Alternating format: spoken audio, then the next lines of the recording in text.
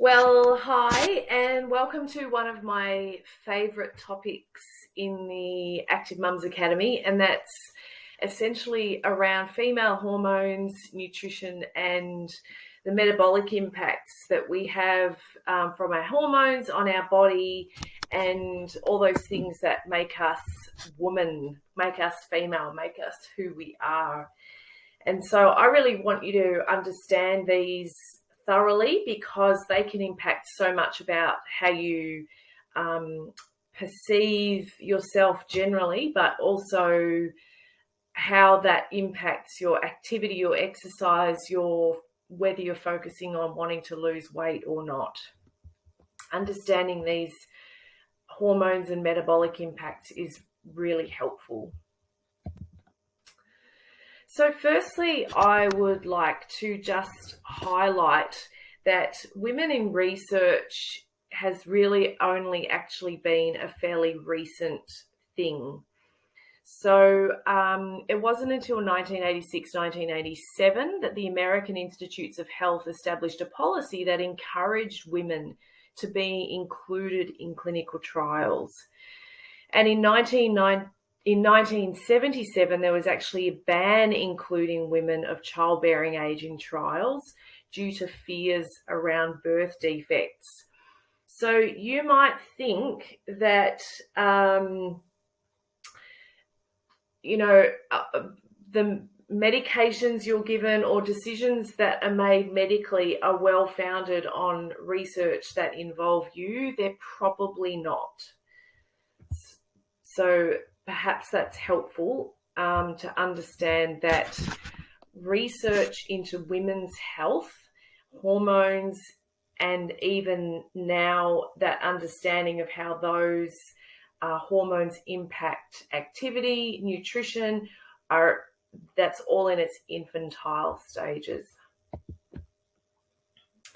So during this talk, I really want to explore the menstrual cycle and the phases of the menstrual cycle to help you understand a little bit about the role of estrogen and progesterone, the metabolic needs with the menstrual cycle, eating to the menstrual cycle, how we metabolize fats and carbs differently, and training to the menstrual cycle. So is it a performance aid? Is it an ergogenic aid? Can you use it to your advantage? So this is a quote which I quite liked. Our entire personality, our energy level, and how we cope is hormonal, because we don't really think about that, about how much our hormones necessarily influence almost everything about us, but they do. So here we've got the graph of the menstrual cycle, and predominantly I just want you to focus on the bold red line and the bold blue line. And so you'll see that it's broken up into 6 phases. Often we talk about really 2 phases, so kind of before ovulation, which is in the middle, and after ovulation. And throughout this talk, that will generally be how we structure the conversation. But you can see that there's a lot happening through the menstrual cycle, and it's helpful to understand that it's not just hormones go up or down, that there's this constant ebb and flow. But to look at firstly the estrogen, the bold blue line, you can see that before ovulation, it's actually quite high. Okay, we get our peak of estrogen, which then helps to trigger ovulation, and then it drops down, and then it comes up a little. And then again, it drops down before we hit menstruation, which is the first maybe 5 days of our cycle where we bleed. So historically, we talk about a menstrual cycle being 28 days, but it can be anywhere from 24 days to 35 days roughly, which is still within normal range. But to simplify things, we've kind of kept it at this 1 to 28 days, plus also that's how the oral contraceptive pill is focused around you take your 21 days and then your 7 days of sugar tablets. So yeah, just be mindful that a normal healthy cycle doesn't have to be smack on 28 days. So then looking at the bold red line, we see progesterone, and that's actually quite low for the first or most of the menstrual cycle, actually throughout the whole time, except for after ovulation, where we get this high peak. And we actually call after ovulation where we've got high progesterone and an elevation in estrogen, we refer to that as the high hormone phase, just because both estrogen and progesterone are more elevated at that time and can influence and impact how we feel considerably. So to simplify it, generally, even though estrogen is high, in the first half of the menstrual cycle, we tend to refer to that as the low hormone phase, because only estrogen is elevated, not both of them. And the second half is considered the high hormone phase. So that's just to simplify it, but you can see there that it's not actually as straightforward as low and high. But hopefully that gives you some insight into what's actually going on for you. So general hormones in human physiology. So to start with, there are 3 primary types of estrogen. It's called estradiol, or E2 is the most prominent before menopause. And then estrone, E1, is produced by the adrenal glands post-menopause. So we still have a little bit of estrogen being produced after menopause, but it's not anywhere like the pre-menopause. And estrone, E1, behaves differently to estrone or E2. And so it's, even though we've got some estrogen, it's not really, it doesn't have the same impact for us. So estradiol, promotes muscle gain. It improves insulin sensitivity, or how well our cells respond to insulin, and what we call mitochondrial flexibility. So basically what that means is estrogen helps us to metabolize fats and glucose more flexibly, more easily. So there's also some crosstalk that happens with our mitochondria. The mitochondria are the powerhouses of our cells. They're the ones that basically create our energy. And the microbiome in our gut, and we have a bacteria all over our bodies, which can be impacted as well. The opposite is true with progesterone. There's many benefits of progesterone, and one of them is during pregnancy. Progesterone is heavily elevated during pregnancy. It's anti-inflammatory and helps to regulate our immune function. It stabilizes the HPA axis. So what that means is the HPA axis is the adrenaline and cortisol response from our adrenal glands connecting with our brain. The pituitary gland is what the P stands for there. So basically how we respond to stress. So when we have progesterone, we're making progesterone, we generally cope with stress a bit better than post-menopause, for example, when we don't produce any progesterone.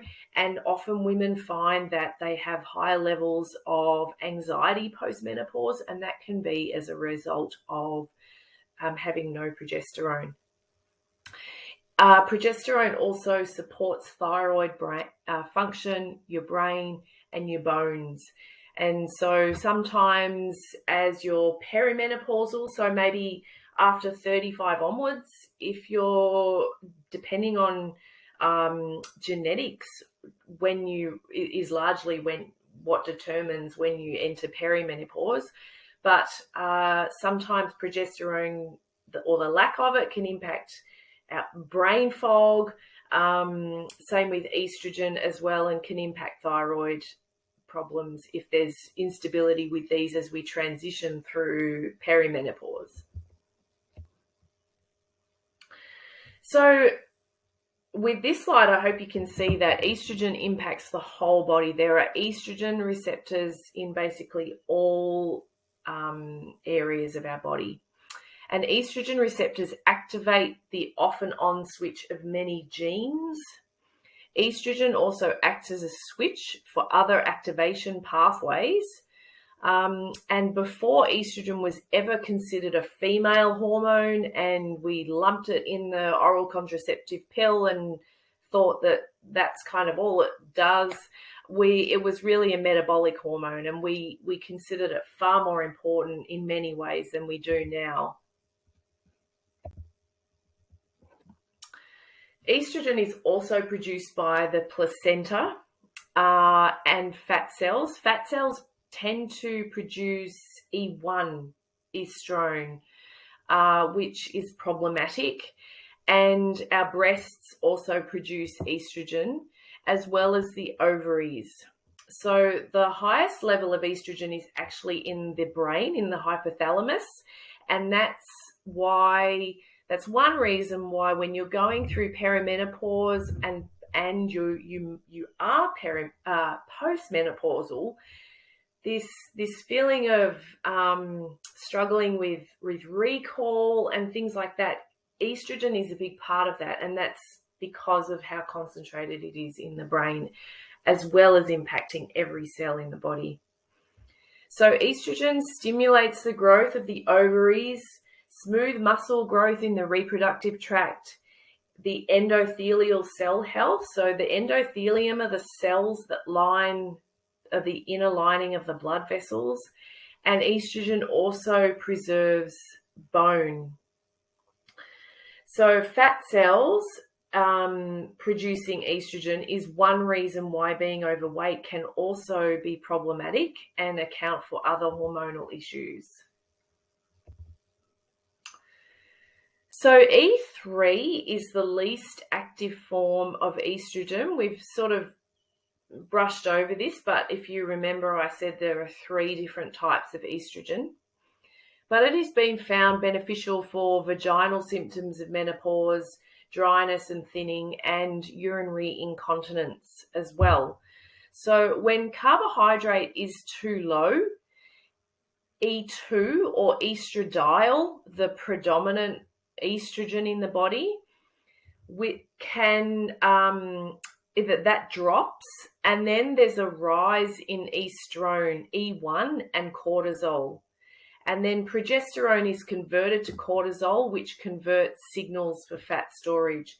So you can see, getting back to our concept that we've discussed previously about needing to fuel, actually have enough carbohydrates in our diet, this is really where the rubber hits the road, so to speak, because if you're not eating enough carbohydrate, and I don't necessarily just mean Weetabix for breakfast or Wheat Bix, that's my English girl coming out of me calling it Weetabix, but if your carbohydrate is too low, then your predominant form of estrogen, the E2, will drop, and then there's a rise in the kind of the more unhelpful form of estrone, as well as cortisol. And so that's when you can stack on the weight, and then the fat cells produce more E1, which then also just triggers this ongoing cascade.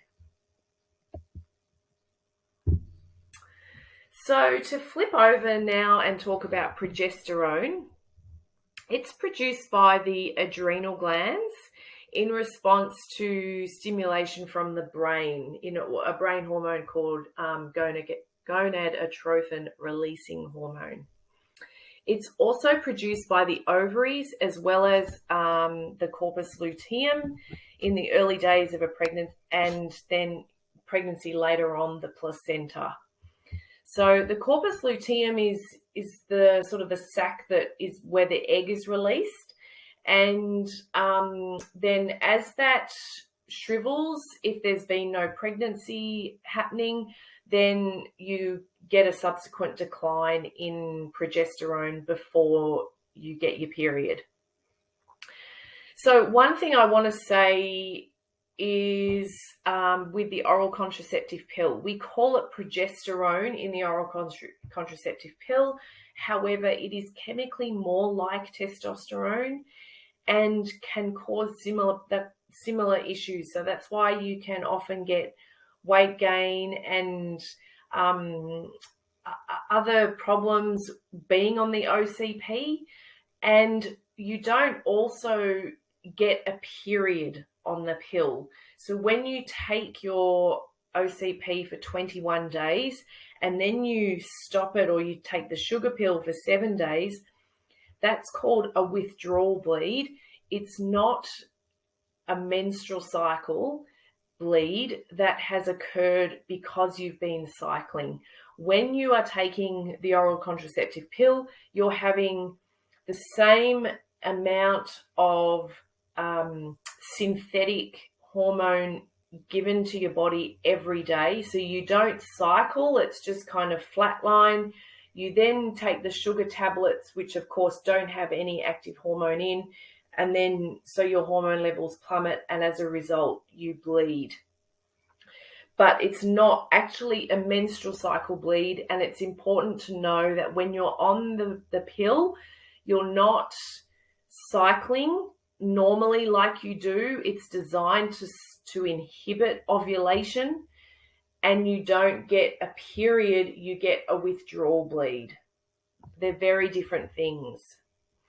And really, with this picture that I've put there, I really just wanted to show that a couple of things. One is how important cholesterol is with the cascade of creating hormones, because you can see really everything comes from cholesterol. So if your cholesterol's too low, then it can impact this whole cascade of hormone creation. Okay, and so you can see there too that estrogen is essentially created from progesterone as well. So progesterone is really important in this whole cycle. So ovulation, I want to talk a little bit about. I've alluded to it just before, but it's imperative for triggering the production of progesterone. If you don't ovulate naturally, you don't produce progesterone. So on the OCP, women don't get a period. As I've said, they get a withdrawal bleed when they're on the sugar tablets. And having a period also, this is in someone who's not on the oral contraceptive pill. If you have a period, it doesn't mean you've ovulated. So what it does, so it's a very short cycle will likely be skipping ovulation. So you might find if you've got a cycle that's, say, maybe 21 days, you're probably not ovulating. And it would be helpful to check that. You can do temperature checks, etc. And also, once you start to get into perimenopause, you'll naturally have some cycles where you ovulate and some cycles where you don't ovulate. And that's part of the process. And so, yeah, just to be aware that you can still get a period if you are not taking the OCP, but it doesn't mean that you've ovulated. And so you can still have low progesterone levels if you haven't ovulated. The other thing is, again, you need enough carbohydrate to actually trigger a hormone called luteinizing hormone to trigger then ovulation. Without luteinizing hormone, you won't ovulate. And that also stems to how much energy you're intaking and carbohydrates you're taking on board. So as I've just said, to ovulate, you need a surge in LH, luteinizing hormone. So inadequate energy intake can result in what's called hypothalamic amenorrhea, a secondary form of amenorrhea, so amenorrhea is not getting your period at all, which can occur when energy intake is not high enough to impact training demands or other areas. So, for example, there's a few reasons why you wouldn't get a period, but my focus here is really if you've got a high level of training demands and you're not having enough energy intake to keep up with that training, then what happens is your body basically says, well, I'm going to deprioritize reproduction because I'm only getting enough energy for survival, not to reproduce.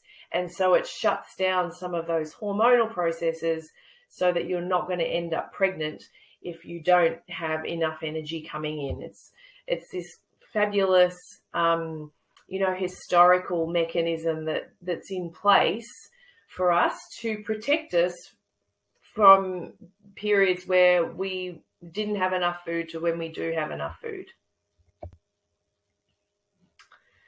So if you are not getting your period and think this is a good thing, it's not, and it impacts bone health, immunity, and your metabolic risk. So if you're not currently getting a period and or ovulating, this is absolutely something that needs to be explored further. Again, there are reasons why this can be happening, and perimenopause is a normal process that can be impacting ovulation, but you just need to be mindful about what else might be going on. So how much energy does a woman actually need? So the latest research suggests around 45 kilocalories per kilo of lean body mass. So basically what that means is if I'm a 60 kilo female and we assume that 25% of my weight is body fat, so we take away 15 kilos from 60 kilos to get my lean body mass weight. Okay, this is very rough, but if we're talking about lean body mass and then an average of 45 kilocalories, then it's 45 times 45 kilos. So basically I'm looking at 2,025 kilocalories per day as a minimum intake to cover my needs for ovulation to occur. So I might pause it there and set up another video before we go any further because it's quite long. So see you soon.